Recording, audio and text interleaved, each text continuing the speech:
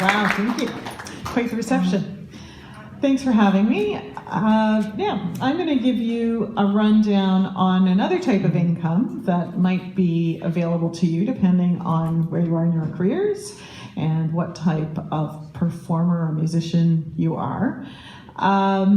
You've heard already from SOCAN about performance rights for the songwriter, composer, music publisher.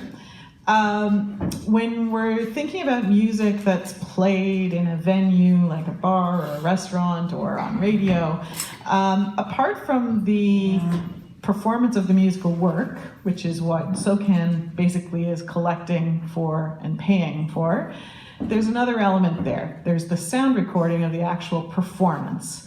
And so that's the area I'm going to talk about. That's the area that my organization distributes money in relation to.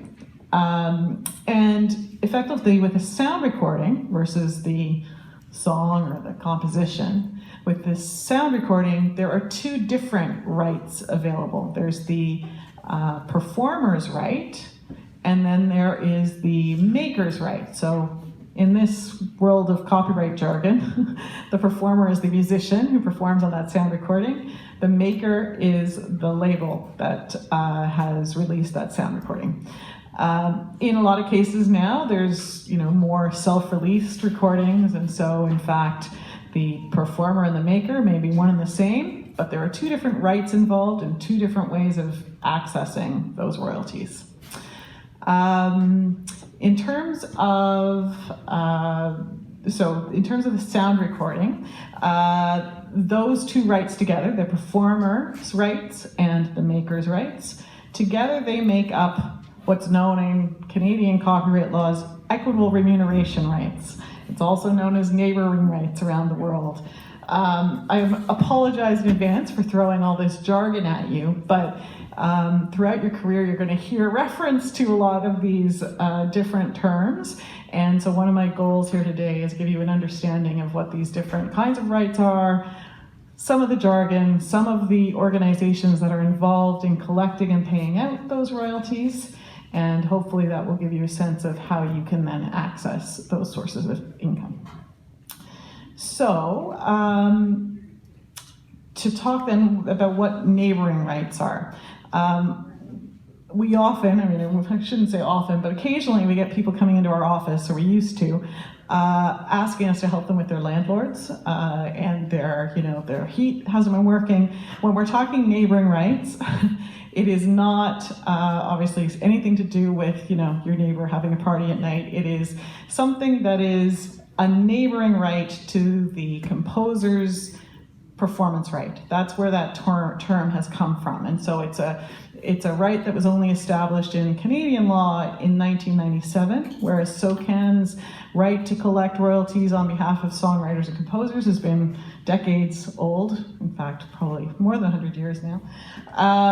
But for the neighboring right, the right to the musician and the record maker to be paid, that's a much newer right, and that only came about in 1997 in Canada.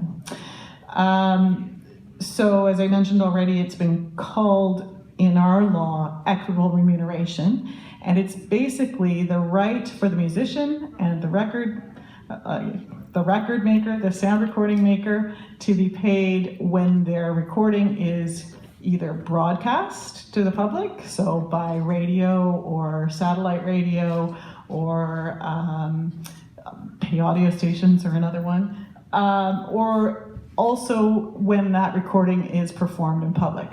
So you heard a little bit from Hutan about the live performances, live concerts, and the kinds of royalties that SOCAN collect.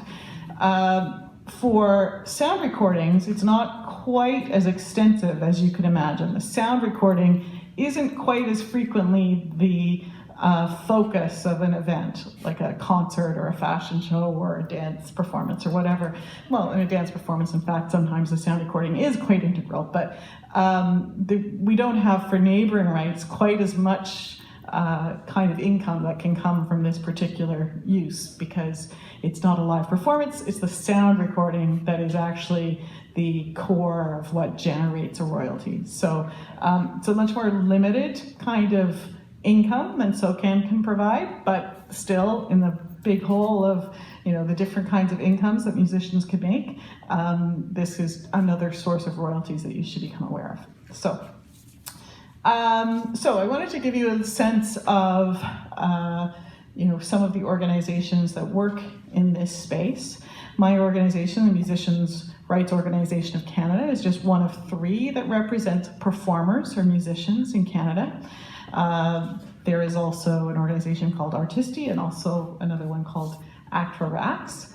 And then on the maker side, the label side, or the owner of the master recording, there are 2 organizations in Canada. There's Connect Music Licensing and MROC, which primarily operates in Quebec. And so if you are the musician on a sound recording, if you also own your master, you should register with both an organization that represents makers, or the record, the sound recording maker, and an organization that represents the musicians or the performers. So you would need to sign up with both Connect or SOPROC, and one of those, either my organization or one of the other 2 representing performers.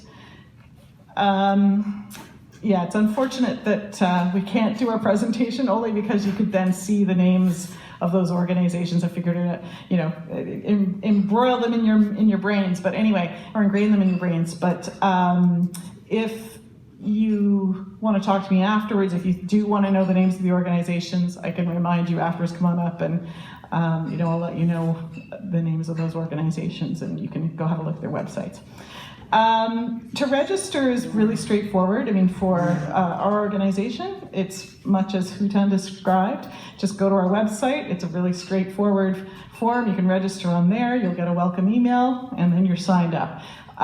You do also, as Hutan suggested or explained for SOCAN, you do need to submit your repertoire as well. And typically that is through either a spreadsheet or on our form on our website.